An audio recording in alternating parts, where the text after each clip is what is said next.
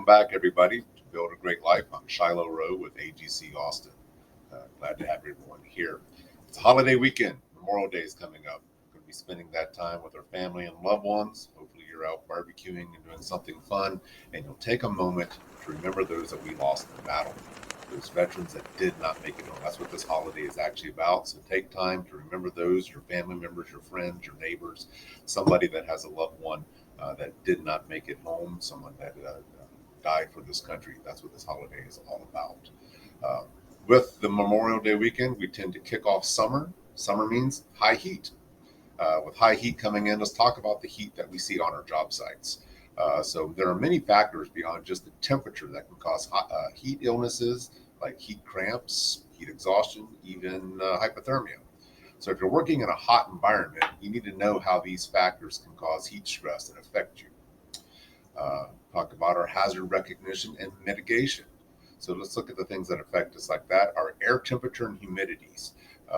Air temperature is the most obvious risk factor. Humidity is another, because the main way your body cools itself is sweating. Working in high humid conditions hinders this process. There's amount of moisture is already in the air, and so your body can't sweat, and your body is not producing that heat relieving sweat that will evaporate off of you. The air is already saturated with water, so your body just stays there, and you just seem like you get sweatier and sweatier, but you're not cooling down. That's how the humidity affects that. Your heat sources, where's that heat coming from? You can have direct and indirect sunlight. Direct sunlight is hitting you directly, indirect or reflective, coming up off of water surfaces, those white roofs that we're working on out there. You get that reflective sun that's coming up, that's going to hit you as well. But you also have radiant heat that we need to be aware of. Radiant heat is when the ground absorbs heat from the sunlight or machinery generates heat. Radiant heat is created. Some surfaces absorb or give off heat more than others. For example, asphalt. Asphalt's going to put off a whole lot more heat than, say, the ground and the grass that we're working on. Knowing what our air movement is like in our buildings. A lack of air movement is another heat stress factor. Moving air increases evaporation of sweat, helps your body cool itself. Circulating air evens out the temperature inside and out of the buildings that we're in. It can bring in cooler, fresher air and remove that heated air. So make sure you have good air movement on your job. The workload. How long and hard are you working?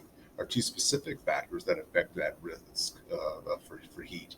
Heavy workloads are tiring and inhibits the body to cool itself. The length of time that you're doing the work in high heat conditions also plays part in that stress. The clothing that we wear. Clothing and additional PPE can contribute to heat stress. Long pants and sleeves and gloves may be necessary for your work, but a hot environment, they inhibit your cooling. You can't cool down as easy as somebody else. As an example, full face respirator. They limit the breathing and the cooling to such a degree a medical evaluation has to be conducted to ensure that you can safely wear it in those conditions. Speaking of medical evaluations, what is your personal fitness? A person's age, your weight, fitness, lifestyle, the acclimation to these heat strap factors. Any medication that you could be taking affects to regulate your temperature. Drinking caffeine and alcohol also reduces that ability to hydrate in those hot environments. So watch those energy drinks. They're really, really popular, but it creates a nervous energy. Your cells just sit there and shake, producing that energy. It's a diuretic. It pushes the water out of you. You will dehydrate faster, even though you think you've got more energy. And then your acclimatization. If you're not used to working in a hot environment, you can get exhausted more quickly. This is common for our new workers, but can also affect a seasoned worker, someone that's been working there and doing it their whole life. If you get moved away, you have a nice long weekend, or you take a vacation, if you're as little as 3 days away from that work environment that you were in, your body has to reacclimate in the way that your body reacts to that heat. This applies doubly for workers in a heat wave where the temperatures are suddenly increasing. So please, I hope you take this knowledge on your job sites, and you can use that to help you, your crews, and everybody help beat this summer. Stay safe.